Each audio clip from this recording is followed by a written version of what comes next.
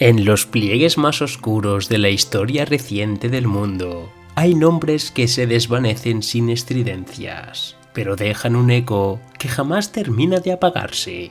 Uno de ellos es el de Neón Nostrade, la heredera caprichosa, frívola, casi ingenua, quien poseía, sin comprenderlo, un poder capaz de torcer el destino de reyes, mafiosos y mundos enteros. Muchos creyeron que Neon simplemente desapareció de escena cuando su padre cayó del favor, pero en el universo de los cazadores la ausencia nunca es simple, y menos cuando un poder de la escala de la adivinación angelical pasa de mano en mano. Porque lo último que se supo o se creyó saber es que su habilidad le fue arrancada por un hombre que ni la mafia ni los Toldic pudieron detener, Crollo Lucifer. Y desde ese instante, el destino de Neon dejó de ser claro. Sus pasos se borraron, sus rastros se extinguieron, su futuro dejó de escribirse. Pero incluso cuando el futuro se oscurece, el silencio no puede callar a una historia que aún respira. Después del robo de su habilidad, Neon quedó reducida a una sombra de sí misma, incapaz de ejercer aquello que la hacía valiosa para su padre.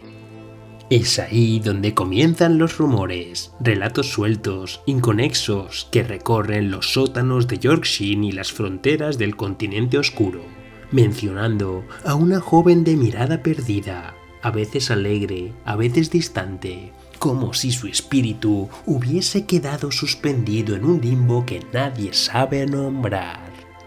Algunos testigos afirman haberlo visto vagar por los pasillos del antaño poderoso clan Nostrade, ahora reducido a un negocio menor, sostenido apenas por influencias menguantes.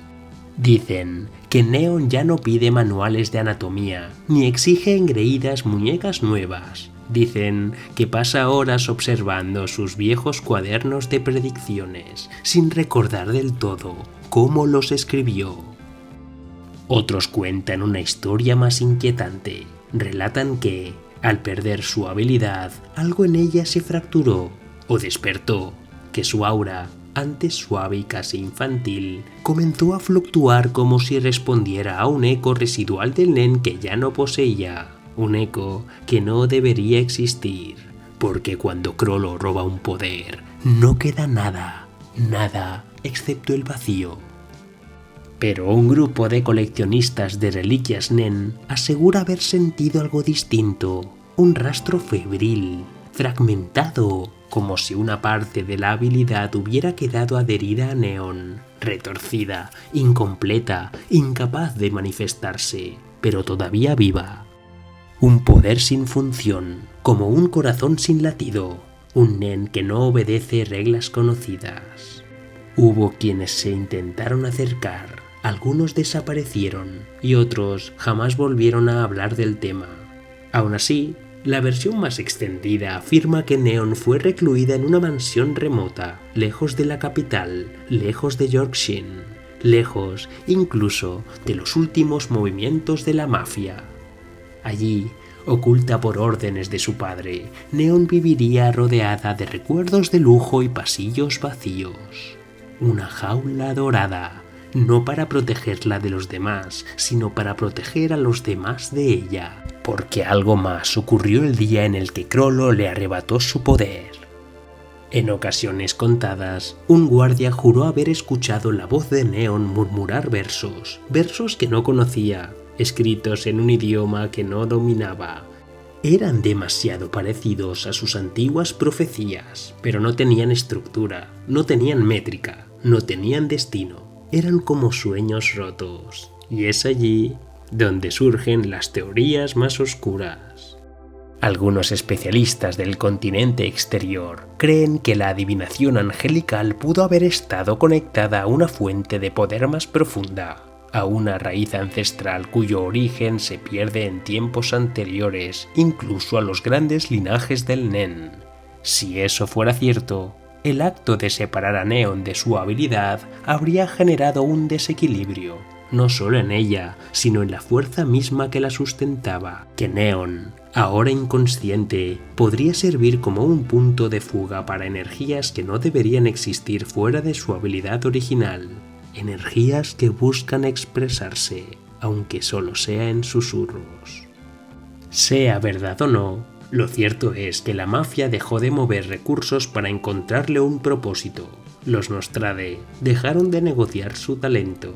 El mundo dejó de buscar sus profecías. Pero un poder como ese jamás desaparece sin dejar huella. Actualmente, en algunos círculos secretos de coleccionistas NEN, circula un cuaderno sin portada, cubierto de versos desordenados. Se afirma, sin confirmación posible, que fue hallado en la mansión donde Neon habría estado oculta. Los versos no anuncian muertes, no marcan destinos, no predicen futuros, describen algo distinto, algo que está esperando, algo que solo puede ver a alguien cuya vida fue escrita por un poder que ya no existe. Quizás Neon sigue viva, encerrada en algún punto del mapa que pocos conocen. Quizás vaga lejos del alcance de quienes una vez la persiguieron. O quizás sigue escribiendo un futuro que ya no puede entender. Pero mientras su nombre permanezca en los susurros, mientras su historia se niega a morir, el destino de Neon Nostrade seguirá siendo un misterio sin cierre, sin respuesta y sin final escrito. Porque hay futuros que nunca dejan de escribirse, aun cuando la profetisa ya no pueda leerlos.